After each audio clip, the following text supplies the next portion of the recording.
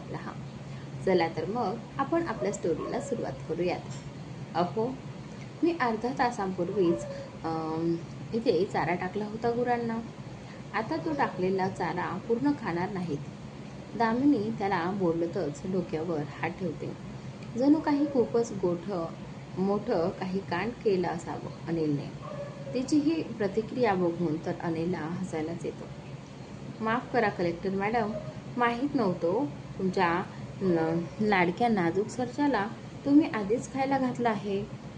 अनिल असा लाडात आवाज देत बोलतो की त्याने ते एक्सप्रेशन बघून दामिनीला हसायलाच येत होतं. तशी ती पण खुदकन हसते. चला, साखरपुड्याची वेळ जवळ आली आहे, दामिनी बोलते. तसं दोघे पण हसतच पुढे अंगणात निघून जातात. पुढे सगळेजण आधीच जमा झाले होते. साखरपुडा आता चालूच होणार होता.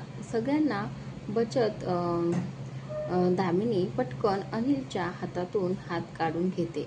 तसं अनिलच्या कपाळावर आठ्या पडतात. त्यांच्या नजरेला प्रश्न समजून दामिनी डोळे फिरून सगळ्यांकडे बघायला लागते. तसा अनिल नाहीमध्ये मान हलवतो. तिच्यापासून लांब जाऊन माणसा उभा राहतो.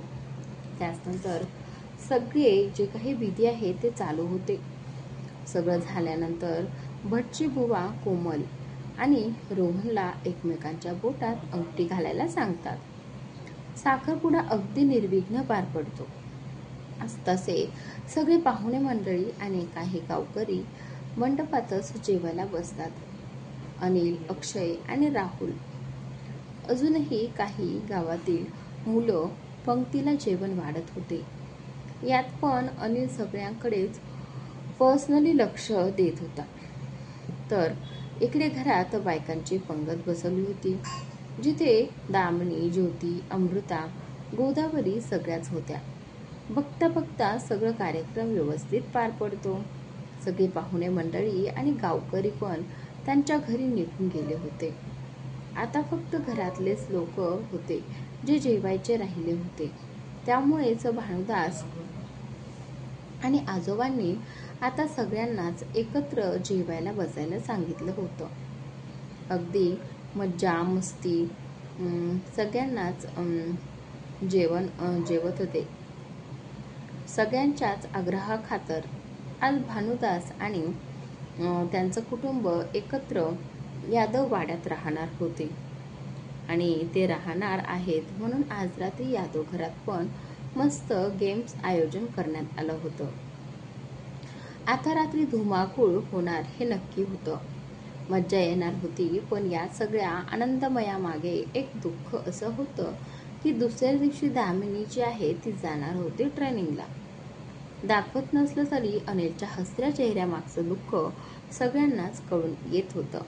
एवढा कार्यक्रम होता घरात, पण तो जमेल तेवढा वेळ आज दामिनी बरोबर घालवत होता. कदाचित तिच्या मनाची अवस्था पण त्याच्यासारखीच आहे हे समजलं असावं त्याला. भानुदास मामा आणि काका एकमेकांचा हात पकडून सगळ्यांच्या समोर उभे राहतात आणि बसलेले सगळे खूप उत्सुकतेने त्याच्याकडेच बघत होते. आता त्यांना पण बघायचं होतं की या दोन जिगरी दोस्तांची जोडी काय कमाल करतीये. तेच काकांनी राहुलला सांगितलं, गाणं वाजू लागतं आणि त्या गाण्याच्या बोलावर ही दोघंही जण दोस्त धिरकायला लागतात. सुटेल का रे ते हात दोस्तीचा, नाही नाही नाही.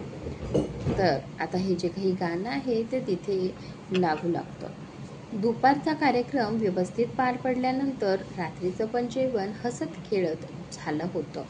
सगळ्यांचंच चांगलाच गारठा पडला होता. सगळेजण अंगात स्वेटर घालून बसले होते, तर काही जण ब्लँकेट पण अंगावर घेऊन बसले होते. यार, बोर होते खूप, काहीतरी गेम खेळूयात. अजून तर कोणाला झोप पण येत नाहीये. राहुल सगळ्यांना शांत बसलेलं बघत बसतो. कारण एवढंच की तो उद्या दामिनी जाणार याचा विचार करून नाराज बसले होते. सगळ्यांचीच तोंड पडली होती. त्यात अनिल आणि दामिनी, त्यांचं तर विचारूच नका. चित्तच थाऱ्यावर नव्हतं दोघांचं. एकमेकांच्या समोर आले तरी भरून येत होतं त्यांना. आपल्या डोळ्यातील दुःख दिसून येऊ नये म्हणून दोघे पण एकमेकांकडे बघायला पण घाबरत होते. लांब लांब पळत होते दोघेही पण. आणि हे सगळं बाकी घरातल्यांनी पण नोटीस केलं होतं. जेवणाच्या वेळी जेव्हा सगळे जेवायला बसले होते तेव्हा रोज हक्काने दामिनीने स्वतःच्या जवळ जेवायला बसवणारा अनिल आज दामिनीच्या पासून एक नाही दोन नाही तर चक्क त्याला दिसणार पण नाही अशा ठिकाणी जेवायला बसली होती, अगदीच कोपऱ्यात. आणि जसा जसा वेळ जात होता त्या दोघांच्या पण चेहऱ्यावर विरहाचं दुःख तेवढंच अधिक उठून दिसत होतं. आज झाले काय आहे दोघांना? भांडण वगैरे तर झालं नाही ना? बोलायचं तर लांब एकमेकांकडे बघत का नाहीयेत? आज तर जेवायला पण जवळ बसले नाहीत.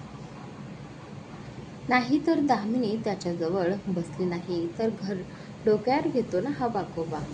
आज एवढा शांत शांत का झाला आहे? मंगलाची त्या दोघांकडे पण बारी बारीने बघत शेजारी जेवायला बसलेल्या गोदावरीकडे आणि ज्योतीला विचारतात.